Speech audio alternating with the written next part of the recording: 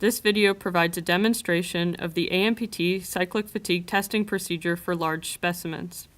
The following equipment, materials, and supplies are required to run the cyclic fatigue tests on large specimens.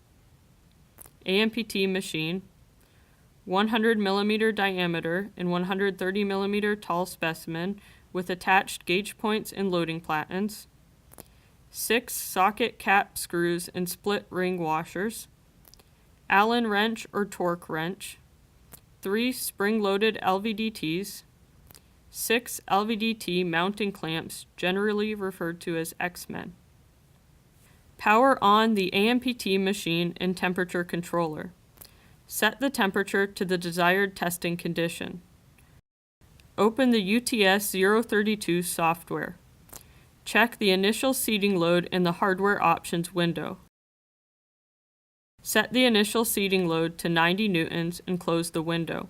If the initial seating load is not listed in the hardware options menu, then the seating load is fixed at 90 newtons.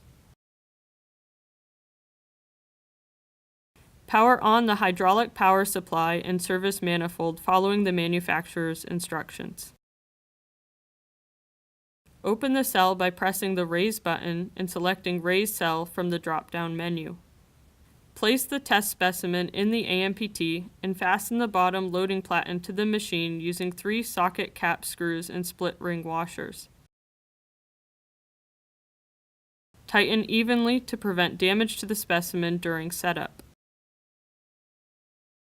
Raise the specimen and apply the seating load by pressing the Raise button and selecting Raise Actuator from the drop-down menu. Rotate the floating ring such that the top loading platen can be fixed to the machine. Tighten the screws evenly to prevent damage to the specimen. Remove the seating load by pressing Start and selecting Apply Zero Load from the drop-down menu. Attach the X-Men to the gauge points by using 2 hands to squeeze the X-Men open and then sliding them onto the gauge points. Place the LVDTs on the specimen and plug into the machine, matching the color of the LVDT to the port on the machine. Ignore the red LVDT and port if present. The LVDTs should rest in the small dimples in the top and bottom of the X-Men. Adjust the length of the LVDTs using the adjustment screws if necessary. To use the adjustment screws, loosen the brass disc, adjust the length of the screw, and retighten the brass disc. Open the Levels window and adjust the length of each LVDT such that the readings are between -0.1 and 0 millimeters. Lower the cell by pressing the Lower button and selecting Lower Cell from the drop-down menu. Allow sufficient time for the specimen to reach the target testing temperature. While the specimen is temperature conditioning, set up the software for testing. In the General tab, select the AASHTO TP107 test method. Input a project name, operator name, and any relevant comments if desired.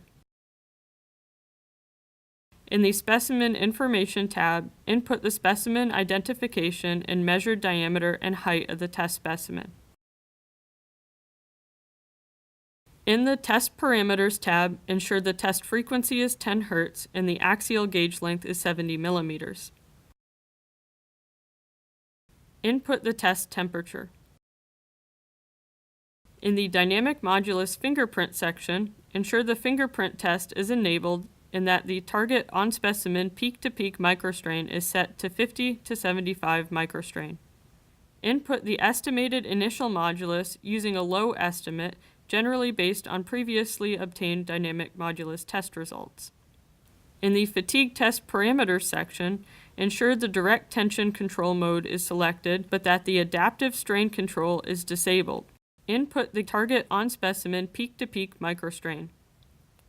In the Rest Period Parameters section, enable the rest period timer and set the rest period duration in accordance with the standard. Select the option to apply zero load during the rest period and check the box for automatically start the fatigue test at the end of the rest period. When the specimen has conditioned for sufficient time, begin the fingerprint test by pressing Start and selecting Dynamic Modulus Fingerprint Test from the drop-down menu. The AMPT will automatically run the Dynamic Modulus test, wait for the specified rest period, and then run the cyclic fatigue test. Run the test until a clear peak in the phase angle is observed or the machine limits are reached and the test stops automatically. When the test has completed, remove the specimen from the machine. Start by raising the cell and removing the LVDTs from the machine.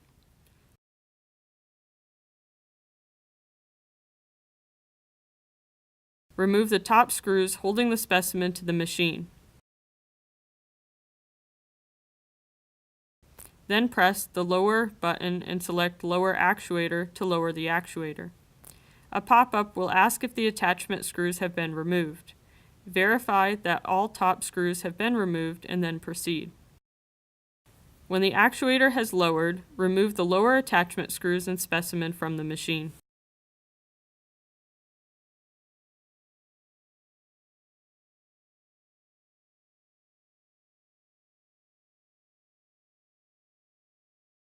Export the necessary data files by opening the File drop-down, selecting Export, and choosing the file to be exported. For analysis in FlexMat, 2 files are needed: initial 5 SVECD fatigue test cycles and SVECD fatigue test analyzed data.